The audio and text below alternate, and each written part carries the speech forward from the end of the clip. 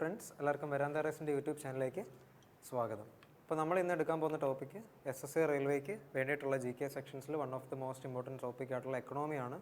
Indian economy എന്ന് പറഞ്ഞിട്ടായിരുന്നു series start ചെയ്തത്. അപ്പോൾ അതിൽ ആദ്യം നോക്കിയിരുന്നത് 5 ഇയർ പ്ലാൻസും അല്ല ഹിസ്റ്ററി ഓഫ് പ്ലാനിങ്ങും ആയിരുന്നു. അതിനുശേഷം ഓരോ ടോപ്പിക് വൈസ് ആയിട്ടിരിക്കും നമ്മൾ കവർ ചെയ്യുന്നത്. So at the end of the next CGLൻ്റെ ടൈമിൽ നമുക്ക് ഹിസ്റ്ററിയും എക്കണോമിയും ഓൾമോസ്റ്റ് എല്ലാ GK ടോപ്പിക്സും തീർക്കുക എന്നുള്ള ലക്ഷ്യത്തോടു കൂടിയുള്ള സീരീസാണ്. അപ്പം മസ്റ്റായിട്ടും വാച്ച് ചെയ്ത് നോട്ട് എഴുതി പ്രിപ്പയർ ചെയ്യുക. ഓക്കെ, അപ്പോൾ ഇന്നത്തെ ടോപ്പിക്ക് പോവർട്ടി ഇൻ ഇന്ത്യ ആയിരിക്കും. അപ്പോൾ അതിന് മുമ്പ് അൺഎംപ്ലോയ്മെൻ്റ് ആയിരുന്നു നമ്മൾ നോക്കിയിരുന്നത്. അത് കാണാത്തൊരു മസ്റ്റായിട്ടും വാച്ച് ചെയ്യണം, കാരണം അൺഎംപ്ലോയ്മെൻറ്റും വളരെ ഇമ്പോർട്ടൻ്റ് ആയിട്ടുള്ള ടോപ്പിക്കാണ്. നോക്കാം, ഇങ്ങനെ നോക്കിയേ. പോവർട്ടി ഇൻ ഇന്ത്യ, പോവർട്ടി അതായത് നമ്മുടെ രാജ്യത്തിന് പോവർട്ടി ഇൻ ഇന്ത്യ പറയാൻ നേരം ഇറ്റ് ഈസ് എ സ്റ്റേറ്റ് അല്ലെങ്കിൽ poverty is a state or condition in which a person or community lacks the financial resources such that the income level from employment can't meet the basic needs. അതായത് അടിസ്ഥാന സൗകര്യങ്ങൾ എൻ്റെ അല്ലെങ്കിൽ ഞാനൊരു person ആണെങ്കിൽ എൻ്റെ ഒരു ഫാമിലി അല്ലെങ്കിൽ എൻ്റെ ഒരു ഹൗസ് ഹോൾഡിൽ നിന്ന് എനിക്ക് ബേസിക് നീഡ്സ് മീറ്റ് ചെയ്യാൻ പറ്റാത്ത ഒരു ഇൻകമാണ് എനിക്ക് കിട്ടുന്നതെങ്കിൽ ആ ഒരു അവസ്ഥയാണ് പോവർട്ടി അല്ലെങ്കിൽ എന്ന് പറയുന്നത്. അപ്പം അതിൽ ഇന്ത്യയിൽ ഇപ്പം നോക്കുകയാണെങ്കിൽ ലോകത്താകമാനമുള്ള പോപ്പുലേഷനിൽ എടുത്ത് നോക്കുകയാണെങ്കിൽ 1/3 ഓഫ് ആൾക്കാരും പൂറായിട്ടുള്ളത് ഇന്ത്യയിലാണ്. അതായത് ഇപ്പം നിലവിൽ 1/3 വിഭാഗം ആൾക്കാരും അല്ലെങ്കിൽ പൂറായിട്ടുള്ള ആൾക്കാർ ജീവിക്കുന്നത് ഇന്ത്യയിലാണ്. ആൻഡ് പല ടൈപ്പ് ഓഫ് പോവർട്ടീസ് ഉണ്ട്. ടൈപ്സ് ഓഫ് പോവർട്ടിയിൽ ആദ്യം absolute poverty and next relative poverty. അപ്പോൾ ഇത് ഓരോന്ന് എന്തൊക്കെയാണെന്ന് നമുക്ക് നോക്കാം. നോക്കിയാൽ അബ്സല്യൂട്ട് പോവർട്ടി എന്താണ്? അബ്സല്യൂട്ട് പോവർട്ടിയിൽ ഒരു ഹൗസ് ഹോൾഡിൽ അല്ലെങ്കിൽ ഒരു പേഴ്സൻ്റെ income is below a necessary level to maintain basic living standards. അതായത് ഫുഡ്, ഷെൽട്ടർ, താമസിക്കുക, ഫുഡ്, അങ്ങനത്തെ ഉള്ള കാര്യങ്ങൾ അല്ലെങ്കിൽ അങ്ങനത്തെ ബേസിക് ലിവിങ് സ്റ്റാൻഡേർഡ്സ് മീറ്റ് ചെയ്യാൻ പറ്റാത്ത ഒരു ഇൻകമാണ് നമുക്ക് കിട്ടുന്നെങ്കിൽ, അല്ലെങ്കിൽ ആ ഒരു സ്പെസിഫിക് ത്രഷോൾഡിന് താഴെയുള്ളൊരു ഇൻകമാണ് ഒരു ഹൗസ് ഹോൾഡിന് കിട്ടുന്നെങ്കിൽ അതിനെ അബ്സല്യൂട്ട് പോവർട്ടി കാറ്റഗറിയിൽ ഉൾപ്പെടുത്തുന്നതായിരിക്കും. And it was first introduced, അതായത് ഈ ഒരു ആശയം പോവർട്ടി ലൈൻ ആദ്യമായിട്ട് ഇൻട്രൊഡ്യൂസ് ചെയ്തത് 1990-ലാണ്. അതായത് ദ ഡോളർ എ ഡേ എന്നായിരുന്നു ആ തീമിൻ്റെ അല്ലെങ്കിൽ ആ ആശയത്തിൻ്റെ പേര്. So that poverty line measured absolute poverty by the standards of the world's poorest countries. അതായത് ലോകത്തെ പോറസ്റ്റ് കൺട്രീസിൻ്റെ സ്റ്റാൻഡേർഡ്സിനനുസരിച്ച് സെറ്റാക്കിയ പോവർട്ടി ലൈനിൻ്റെ പേരായിരുന്നു ഇത് 1990 വന്ന ഡോളർ എ ഡേ എന്ന് പറയുന്നത്. അപ്പോൾ അത് പ്രകാരം 2015 വേൾഡ് ബാങ്ക് എന്ത് എസ്റ്റിമേറ്റ് ചെയ്തു? $1.9 പെർ ഡേ. അതായത് ഒരാൾക്ക് ഒരു ദിവസം ഒരു പോവർട്ടിക്ക് അല്ലെങ്കിൽ പോവർട്ടി ലൈനിൽ പെടാതിരിക്കണമെങ്കിൽ ഒരു ദിവസം ജീവിക്കാൻ മിനിമം $1.9 ഒരാൾക്ക് വെച്ചിട്ട് വേണം. അപ്പോൾ 2015 വേൾഡ് ബാങ്ക് എസ്റ്റിമേറ്റ് പ്രകാരം ഇത്രയും അധികം ഇല്ലെങ്കിൽ ഈ ഒരു പോവർട്ടി ലൈന് താഴെയാണെങ്കിൽ അയാൾ അബ്സല്യൂട്ട് പോവർട്ടിയിൽ പെട്ട ആളാണ്. പിന്നെ വേൾഡ് ബാങ്കിൻ്റെ കാര്യം പറയാൻ നേരം നമ്മൾ നോട്ട് ചെയ്യണം. വേൾഡ് ബാങ്കിൻ്റെ ഹെഡ് ക്വാർട്ടേഴ്സ്, വേൾഡ് ബാങ്ക് അതിൻ്റെ ഹെഡ് ക്വാർട്ടേഴ്സ് എന്ന് പറയുന്നത് വാഷിങ്ടൺ DC ആണ്. Washington DC, United States of America. And അതിൻ്റെ പ്രസിഡൻ്റ് എന്ന് പറയുന്നത് ഇപ്പം 14th പ്രസിഡൻ്റാണ്. 14th president of world bank എന്ന് പറയുന്നത് മഹാരാഷ്ട്രയിൽ നിന്നും വരുന്ന അജയ് ബംഗയാണ്. അജയ് സിംഗ് ഭംഗ. ഇനി ഇത് വേൾഡ് ബാങ്കിൻ്റെ ഇൻഡെക്സ് പ്രകാരമുള്ള ഒരു മാർജിനാണ്. അത് കഴിഞ്ഞിട്ട് നോക്കിയേ, ഏഷ്യൻ ഡെവലപ്മെൻറ്റ് ബാങ്കിൽ, അപ്പോൾ നമ്മൾ ഇന്ത്യ പോലുള്ള രാജ്യങ്ങൾ ഉൾപ്പെടുന്ന ഏഷ്യൻ കോണ്ടിനെൻറ്റിലാണല്ലേ. അപ്പം ഏഷ്യൻ ഡെവലപ്മെൻറ്റ് ബാങ്കിൻ്റെ കണക്ക് പ്രകാരം അല്ലെങ്കിൽ എസ്റ്റിമേറ്റ് പ്രകാരം ഒരു ദിവസം $1.51 ഒരാൾക്ക് വെച്ചിട്ട് ഇൻകമായിട്ട് അല്ലെങ്കിൽ ആ ഒരു $1.51 കിട്ടുന്നില്ലെങ്കിൽ, ലഭ്യത കുറവാണെങ്കിൽ അയാൾ ഏഷ്യൻ ഡെവലപ്മെൻറ്റ് ബാങ്കിൻ്റെ കണക്കനുസരിച്ച് അബ്സല്യൂട്ട് പോവർട്ടിയിൽ വിടുന്ന ആളാണ്. അപ്പം ഏഷ്യൻ ഡെവലപ്മെൻറ്റ് ബാങ്കിൻ്റെ കാര്യം പറയാൻ നേരം ഏഷ്യൻ ഡെവലപ്മെൻറ്റ് ബാങ്ക് അതിൻ്റെ ആസ്ഥാനം ഫിലിപ്പീൻസിലാണ്.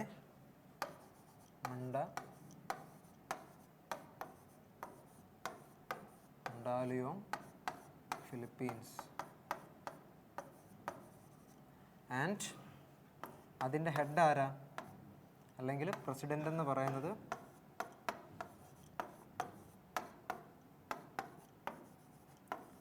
മാസാറ്റ്സുക അസാകാവ.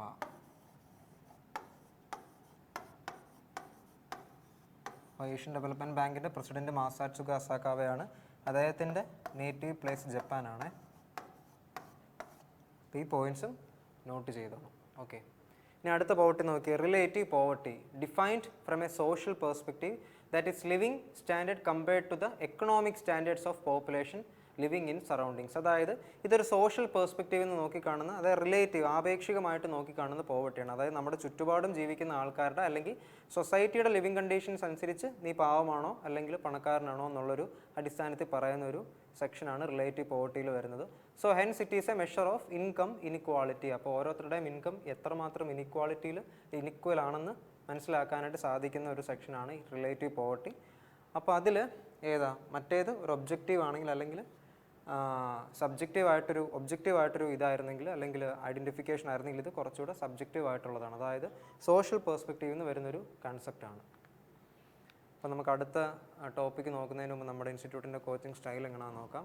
അപ്പോൾ ആദ്യം നിങ്ങൾക്ക് ബേസിക് സർക്കിൾസ് അല്ലെങ്കിൽ ആദ്യം നിങ്ങൾക്ക് ക്ലാസ്സസ് പ്രൊവൈഡ് ചെയ്യുന്നതായിരിക്കും. അപ്പോൾ ക്ലാസ്സസിന് ശേഷം നിങ്ങൾക്ക് ബേസിക് സർക്കിൾസ് കാണും. അതായത് നിങ്ങളെ ഒരു ടെസ്റ്റ് നടത്തി അതിൻ്റെ അടിസ്ഥാനത്തിൽ ഗ്രൂപ്പ്സ് ആക്കിയിട്ട് നിങ്ങൾക്കൊരു വർക്കൗട്ട് മെറ്റീരിയൽ തരും. അപ്പോൾ അവിടെ നിങ്ങളുടെ ഡൗട്ട്സ് ക്ലാരിഫൈ ചെയ്യാനായിട്ട് നിങ്ങൾക്കൊരു മെൻറ്റർ സപ്പോർട്ട് കാണും. Next is the extreme circle. അത് കുറച്ചുകൂടെ മെയിൻസ് ലെവൽ പ്രിപ്പറേഷനാണ്. അപ്പോൾ അവിടെ കുറച്ചുകൂടെ ക്വാളിറ്റേറ്റീവ് ആയിട്ടുള്ള ക്വസ്റ്റ്യൻസ് നിങ്ങൾക്ക് പ്രൊവൈഡ് ചെയ്യും. അവിടെയും നിങ്ങൾക്ക് ഒരു മെൻറ്റർ സപ്പോർട്ട് കാണും. Next is the super batch. Super batch എന്ന് പറഞ്ഞാൽ ഓരോ എക്സാമിന് മുന്നോടിയായിട്ട് ഓരോ ഫേസിനും ഓരോ ടയറിനും അനുസരിച്ചുള്ള വർക്കൗട്ട് മെറ്റീരിയൽ നിങ്ങൾക്ക് പ്രൊവൈഡ് ചെയ്യുന്നതായിരിക്കും. അവിടെയും എലിജിബിലിറ്റി ടെസ്റ്റിൻ്റെ അടിസ്ഥാനത്തിലായിരിക്കും നിങ്ങൾക്ക് എൻട്രി ചെയ്യാൻ പറ്റുക. ആൻഡ് അതിനും നിങ്ങൾക്ക് ഡൗട്ട് ക്ലാരിഫിക്കേഷനായിട്ട് മെൻറ്റർ സപ്പോർട്ട് ഡെഫിനറ്റ്ലി കാണും. Next is the real intensive program അല്ലെങ്കിൽ റിപ്പ്.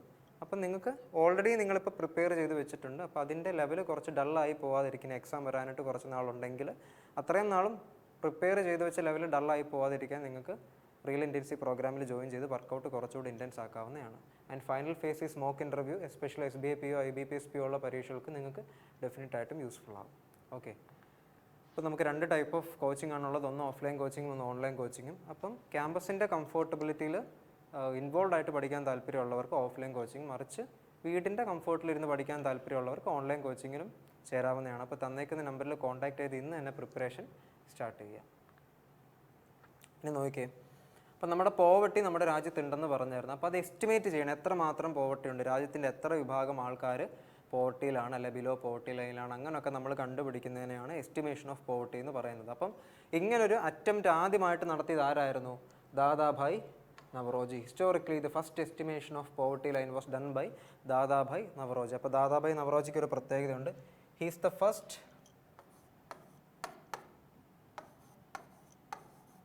Indian Asian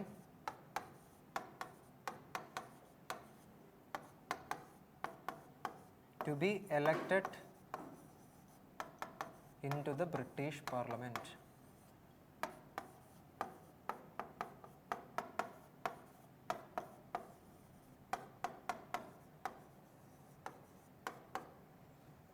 പിന്നെ ദാദാഭായ് നവറോജി അറിയപ്പെടുന്ന അദ്ദേഹത്തിന് ഒരു വിശേഷണം കൂടെ കൊടുത്തിട്ടുണ്ട്. Grand old man of India എന്നും കൂടെ അദ്ദേഹം അറിയപ്പെടുന്നു. Old man of India. And പിന്നെ ഒരു പ്രത്യേകത കൂടെ ഉണ്ട്. അദ്ദേഹത്തിൻ്റെ പോവർട്ടി ആൻഡ് അൺബ്രിട്ടീഷ് റൂളിന് അദ്ദേഹത്തിൻ്റെ ബുക്സ് ആൻഡ് ഓതേഴ്സിൽ നമ്മൾ നോക്കുന്നതായിരിക്കും, എങ്കിലും ഇപ്പോഴേ നോട്ട് ചെയ്ത് വെച്ചോ. പോവർട്ടി ആൻഡ് അൺബ്രിട്ടീഷ്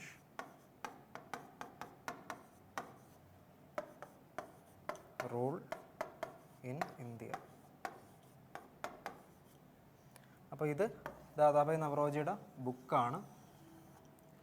അപ്പം അദ്ദേഹത്തിന് grand old man of India എന്ന് അറിയപ്പെടുന്ന വ്യക്തിയാണ്. First Indian Asian to be elected into the British parliament. അപ്പോൾ ഇതെല്ലാം ദാദാഭായ് നവറോജിയെ പറ്റി പറയുമ്പോൾ നമ്മൾ അഡീഷണൽ ആയിട്ട് എഴുതി ചേർക്കേണ്ട പോയിന്റ്സ് ആണ്. ഓക്കെ, പിന്നെ ഒരു കാര്യം കൂടെ നോക്കണം. He is the first Indian to sit on a royal commission. നമ്മൾ പറഞ്ഞായിരുന്നു ബ്രിട്ടീഷ് പാർലമെൻറ്റിൽ തിരഞ്ഞെടുക്കപ്പെട്ട ആദ്യത്തെ ഇന്ത്യൻ ഏഷ്യനാണെന്ന്. അതല്ലാതെ ഒരു സവിശേഷതയും കൂടെ ഉണ്ട്. അദ്ദേഹം ഒരു ഫസ്റ്റ് ഇന്ത്യൻ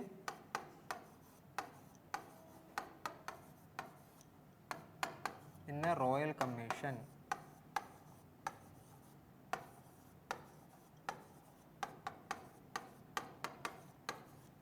കമ്മീഷൻ്റെ പേരെന്ന് പറയുന്നത് വെൽബി കമ്മീഷനാണ്.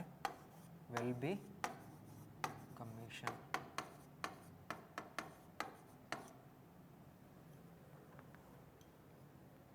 Welby commission. ഓക്കെ, അങ്ങനെയെങ്കിൽ നമുക്ക് ഇതിനെപ്പറ്റി ഫർദർ പറയുകയാണെങ്കിൽ he came to a conclusion, അതായത് ഇദ്ദേഹത്തിൻ്റെ അറ്റംപ്റ്റിൻ്റെ ഭാഗമായിട്ട് അദ്ദേഹം ഒരു കൺക്ലൂഷനിൽ എത്തിച്ചേർന്നു. He came to a conclusion on the subsistence cost, subsistence എന്ന് വെച്ചാൽ മെയിൻ്റനൻസ് ആണ് അതിൻ്റെ സിനോണിം. അപ്പം based poverty line that varied from ₹16 to per capita per year എന്ന് പറയുന്നത് ഏത് 16 രൂപ ആയിരുന്നു. അദ്ദേഹത്തിൻ്റെ പോവർട്ടി ലൈൻ പ്രകാരം 16 രൂപയായിരുന്നു പെർ ക്യാപിറ്റ പെർ ഇയർ ആയിട്ട് അദ്ദേഹം ബേസ് ആയിട്ട് വെച്ചിരുന്നത്. അല്ല, ആ ഒരു പെർ ക്യാപിറ്റയിലായിരുന്നു ഇന്ത്യയിലെ ആൾക്കാർ ജീവിച്ചിരുന്നത്, മെയിൻറ്റെയിൻ ചെയ്തിരുന്നത് എന്ന് അദ്ദേഹം കൺക്ലൂഡ് ചെയ്തു. And at that time per capita of England എത്ര ആയിരുന്നു? 450 ആയിരുന്നു. നോക്കി എത്രമാത്രം ഡിഫറൻസ് ഉണ്ടെന്ന് നോക്കി. ഇന്ത്യയിലെ ഒരാളുടെ പെർ ക്യാപിറ്റ എന്ന് പറയുന്നത് 16ഉം അതേസമയം ഇംഗ്ലണ്ടിൽ ഒരാളുടെ പെർ ക്യാപിറ്റ ആ ടൈമിൽ 450 ആയിരുന്നു. ഇനി കുറേ അധികം കമ്മിറ്റീസ്, പോവർട്ടി എസ്റ്റിമേഷനെ പറ്റി പറയുമ്പോൾ കുറേ അധികം കമ്മിറ്റീസ് ഇതിനെപ്പറ്റി പഠിച്ചിട്ടുണ്ട്, അല്ലെങ്കിൽ ഈ ഒരു എസ്റ്റിമേഷൻ നടത്താനായിട്ട് അറ്റംപ്റ്റ് നടത്തിയിട്ടുണ്ട്. അത് ഏതൊക്കെയാണെന്ന് നമുക്ക് നോക്കാം. അപ്പോൾ ആദ്യം വൈക്കെ അലഗ് കമ്മിറ്റിയാണ്. Till 1979 approach to estimate poverty was traditional, that is lack of income. ഇത്രയും അധികം ഇൻകം ഇല്ലെങ്കിൽ അദ്ദേഹം അല്ലെങ്കിൽ ആ ഒരു വ്യക്തി ദരിദ്രനാണെന്നുള്ളൊരു അപ്രോച്ചായിരുന്നു 1979 വരെ നടത്തിയിരുന്നത്. അത് മാറിയിട്ട് പിന്നെ എന്ത് വന്നു? Later it was decided to measure poverty on the basis of starvation. അതായത് ഒരാൾ എത്രമാത്രം കഴിക്കുന്നുണ്ട് എന്നുള്ളതിൻ്റെ അടിസ്ഥാനത്തിൽ, എത്രമാത്രം എഫിഷ്യൻ്റ് ആയിട്ട് അദ്ദേഹത്തിന് ഫുഡ് കിട്ടുന്നുണ്ടല്ലോ എന്നുള്ളതിൻ്റെ അടിസ്ഥാനത്തിൽ നിശ്ചയിക്കണം പോവർട്ടി എന്നുള്ളൊരു കൺക്ലൂഷനിൽ ഏത് കമ്മിറ്റി എത്തിച്ചേർപ്പെട്ടു? Y K Alagh committee. And this approach was first adopted by Vaike Alagh committee, where people consuming less than എത്ര 2100 കാലറീസിനേക്കാൾ ലെസ് ദാൻ കൺസ്യൂം ചെയ്യുന്ന അർബൻ ഏരിയാസിൽ 2100 കാലറീസോ അതിൽ താഴെയോ കൺസ്യൂം ചെയ്യുന്ന ആൾക്കാരോ, അല്ലെങ്കിൽ റൂറൽ ഏരിയാസിൽ 2400 കലോറീസിൽ താഴെ കൺസ്യൂം ചെയ്യുന്ന ആൾക്കാരെ നമ്മൾ പൂർ ആയിട്ടാണ് കൺസിഡർ ചെയ്തേക്കുന്നത്. ഇനി Y K Alagh committee eventually defined the first poverty line India. അതുകൊണ്ട് ഇന്ത്യയിൽ ഒരു പോവർട്ടി ലൈൻ ആദ്യമായിട്ട് ഡിഫൈൻ ചെയ്യുന്നത് ഏത് കമ്മിറ്റിയാണ്? Y K Alagh committee. അപ്പോൾ അതും നോട്ട് ചെയ്യേണ്ട പോയിൻ്റാണ്. ഇനി അടുത്ത് നോക്കിക്കേ, Lakdawala formula. 1993 a committee was formed under the chairmanship of professor DT Lakdawala. അപ്പോൾ അദ്ദേഹത്തിൻ്റെ ചെയർമാൻഷിപ്പിലാണ് ഈ ലക്ഡാ ഫോർമുല അല്ലെങ്കിൽ അവർ പോവർട്ടി എസ്റ്റിമേഷൻ നടത്തിയത്. ഏത് വർഷം? 1993. അപ്പം അവർക്കനുസരിച്ച് അല്ല അവർ പോവർട്ടി ലൈനെ ഡിഫൈൻ ചെയ്തത് നോക്കിയേ. Poverty line, they defined poverty line on the basis of household per capita consumption expenditure. The committee used in the consumer price index for industrial labours and consumer price index for AL എന്ന് പറഞ്ഞ agricultural labours ആണ്. CPI. AL എന്ന് പറയുകയാണെങ്കിൽ agricultural labours.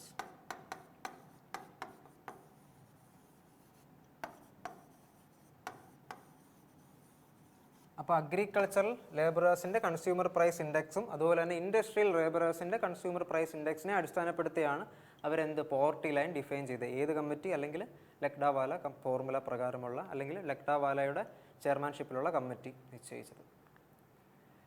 നോക്കി അടുത്ത committee എന്ന് പറയുന്നത് ടെൻഡുൽക്കർ കമ്മിറ്റിയാണ്. Suresh Tendulkar committee was set up in ഏത് വർഷം? 2005 പോവർട്ടി എസ്റ്റിമേഷൻ പഠിക്കാൻ വേണ്ടി അടുത്ത കമ്മിറ്റി തയ്യാറെടുത്തിറങ്ങിയത്. അപ്പം Tendulkar committee formed on 2005 and it recommended to shift away from the calorie based model and adopted the cost of living as the basis of identifying poverty. അതായത് ഇത്രയും നാളും എങ്ങനെയായിരുന്നു നമ്മൾ മുമ്പത്തെ ഐഡിയ എങ്ങനെയായിരുന്നു? ഒരാളുടെ സ്റ്റാർവേഷൻ അനുസരിച്ച് ആയിരുന്നു ആദ്യത്തെ കമ്മിറ്റിയിൽ ഒരാൾ പാവപ്പെട്ടവനായിരുന്നു അല്ലയോ എന്ന് തീരുമാനിച്ചിരുന്നു. അതിൽ നിന്ന് മാറി ഇവരെന്തായി പുതിയൊരു സ്ട്രാറ്റജി അഡോപ്റ്റ് ചെയ്തു. അതായത് കോസ്റ്റ് ഓഫ് ലിവിങ്, ഒരാൾക്ക് എത്ര ജീവിക്കാനായിട്ട് ബേസിക് നീഡ്സൊക്കെ അംഗീകരിച്ച് ജീവിക്കാനായിട്ട് എത്ര ചിലവാകും എന്നുള്ളതിൻ്റെ അടിസ്ഥാനത്തിൽ ഒരാൾ പാവമാണോ അല്ലയോ എന്ന് എസ്റ്റിമേറ്റ് ചെയ്യാനായിട്ട് തുടങ്ങി. And four urban areas ₹33 and four rural areas ₹27 and arrived at A cut off about 22% of the population below poverty line. അതായത് അർബൻ ഏരിയാസിൽ ഒരാൾക്ക് ജീവിക്കണമെങ്കിൽ ഏകദേശം 33 രൂപ വേണമെന്നും ആ ടൈമിലാണ് 2005 ടൈമിൽ. ആൻഡ് 27 രൂപ റൂറൽ ഏരിയാസിനും വേണം എന്നുള്ളൊരു അസംഷനിൽ ഇവരെത്തിച്ചേർന്നു, കൺക്ലൂഡ് ചെയ്തു. അത് പ്രകാരം നമ്മുടെ പോപ്പുലേഷനിൽ 22% ആൾക്കാരും പോവർട്ടി ലൈന് താഴെയാണ് രേഖപ്പെട്ടു. അപ്പോൾ ഇത് ആക്ച്വലി മീഡിയയിൽ നിന്നൊക്കെ അന്ന് ഭയങ്കര ക്രിറ്റിസിസം നേരിട്ടാണ് ടെൻഡുൽക്കർ കമ്മിറ്റിക്ക്. കാരണം ഇത് നിലനിന്ന് പോയില്ല, കാരണം ഈ എസ്റ്റിമേഷൻസ് ഒക്കെ വളരെ ലോ ആയിരുന്നു. അപ്പോൾ ഇത് മറികടക്കാനായിട്ടാണ് കാരണം ഈ ഒരു ഭയങ്കര ടെൻഡുൽക്കർ കമ്മിറ്റിയുടെ റിപ്പോർട്ടൊക്കെ ഭയങ്കര അൺറിയലിസ്റ്റിക്കും ഭയങ്കര ലോ ആയിരുന്നു. അതുകൊണ്ടാണ് നമ്മളിനി അടുത്ത C രംഗരാജൻ കമ്മിറ്റി ഇറക്കിയിട്ട് അതിനെപ്പറ്റി കൂടുതൽ എസ്റ്റിമേറ്റ് ചെയ്യാൻ തുടങ്ങിയത്. അപ്പോൾ ഇതിന് പരിഹാരം എന്നോണമാണ് നമ്മളിനി നോക്കാൻ പോകുന്ന രംഗരാജൻ കമ്മിറ്റി വന്നത്. അപ്പോൾ നോക്കിക്കേ, another committee under Prime Minister's Economic Advisory Council under the chairmanship of C. Rangarajan. അതായത് സി രംഗരാജൻ എന്ന് പറയുന്ന ഒരു ഇന്ത്യൻ എക്കണോമിസ്റ്റ് ആണ്. അദ്ദേഹത്തിന് പത്മവിഭൂഷൺ കിട്ടിയിട്ടുണ്ട്. പത്മവിഭൂഷൺ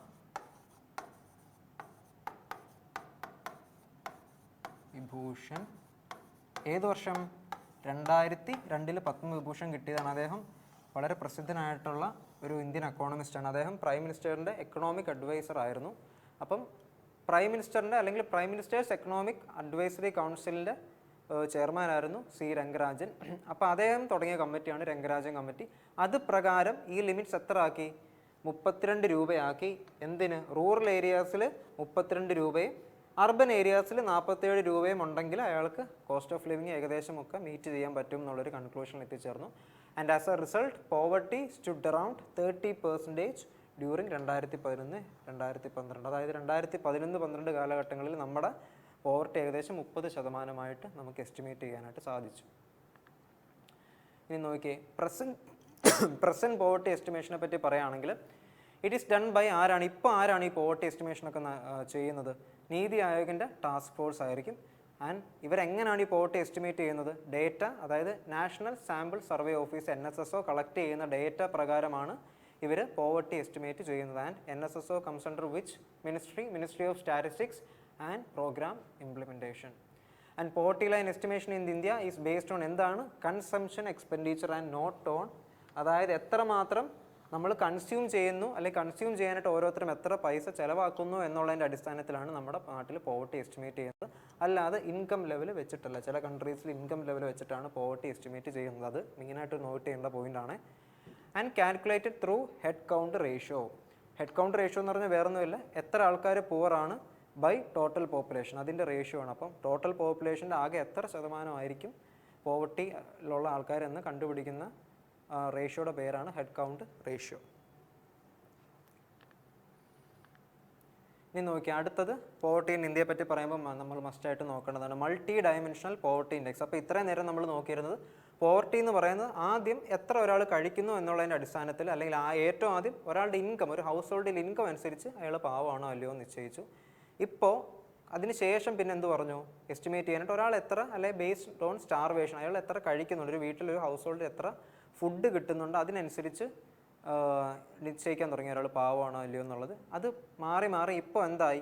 പോവർട്ടി നമുക്ക് അങ്ങനെ ഒരു സിംഗുലാരിറ്റിയിൽ നിർത്താൻ പറ്റില്ല, ഒരു കാര്യത്തിൻ്റെ അടിസ്ഥാനത്തിൽ മാത്രം പറയാൻ പറ്റില്ല. പകരം പോവർട്ടി എസ്റ്റിമേറ്റ് ചെയ്യണമെങ്കിൽ പല ഡയമെൻഷൻസ് നമ്മൾ നോക്കേണ്ടതായിട്ടുണ്ട് എന്നുള്ളൊരു ആശയത്തിൽ നിന്നാണ് ഏത് മൾട്ടി ഡയമെൻഷണൽ പോവർട്ടി ഇൻഡെക്സ് വന്നത്. And it is developed by United Nations Development Programme and Oxford Poverty and Human Development Initiative in 2010. അപ്പോൾ 2010 Oxford Poverty and Human Development ഇനിഷ്യേറ്റീവിൻ്റെ യുണൈറ്റഡ് നേഷൻസ് ഡെവലപ്മെൻറ്റ് പ്രോഗ്രാം UNDPയുടെ സംയുക്തമായിട്ടുള്ള എഫേർട്ടിൻ്റെ ഭാഗമായിട്ടാണ് ഏത് മൾട്ടി ഡയമെൻഷണൽ പോവർട്ടി ഇൻഡെക്സ് നിലവിൽ വന്നത്. ആൻഡ്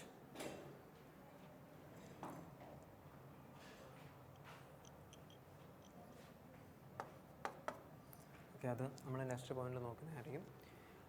ഇനി നോക്കി അത് പ്രകാരം എന്താ പറയുന്നത്? Define the poverty that poverty is not unidimensional and this replaced the human poverty index. അപ്പോൾ ഹ്യൂമൻ പോവർട്ടി ഇൻഡെക്സിനെ റിപ്ലേസ് ചെയ്തിട്ടാണ് എന്ത് മൾട്ടി ഡയമെൻഷണൽ പോവർട്ടി ഇൻഡെക്സ് വന്നത്.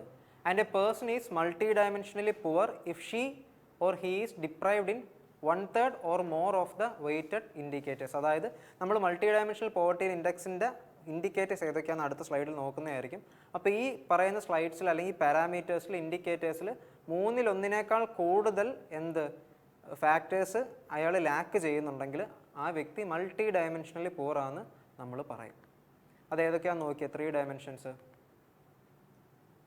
ഒന്ന് എഡ്യൂക്കേഷൻ, പിന്നെ ഹെൽത്ത്. അപ്പോൾ ഹെൽത്തിൽ തന്നെ ചൈൽഡ് മോർട്ടാലിറ്റിയും ന്യൂട്രീഷനും വരുന്നുണ്ട്. അപ്പോൾ എഡ്യൂക്കേഷൻ, ഹെൽത്തിൽ തന്നെ child mortality and nutrition. And finally ഏതാ? Standard of living. അപ്പോൾ അതിനകത്ത് ഇൻക്ലൂഡ് ചെയ്യപ്പെടുന്ന ഫാക്ടേഴ്സാണ് electricity, flooring, drinking water, sanitation, cooking fuels and assets പോലുള്ള ബേസിക് നെസസിറ്റീസ്.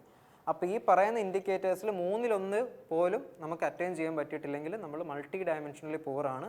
ആൻഡ് ഇതിൽ പാതി പോലും നമുക്ക് അറ്റൈൻ ചെയ്യാൻ പറ്റിയിട്ടില്ലെങ്കിൽ നമ്മൾ എക്സ്ട്രീംലി മൾട്ടി ഡയമെൻഷനലി പൂറാണെന്നാണ് അതിനർത്ഥം. അപ്പോൾ പോവർട്ടി ഇൻ ഇന്ത്യ എന്നുള്ള ടോപ്പിക് ഇവിടെ വൈൻഡപ്പ് ആവുകയാണ്. അപ്പം അടുത്ത ടോപ്പിക്കുമായിട്ട് അടുത്ത വീഡിയോ വരെ കാണുന്നവരേക്കും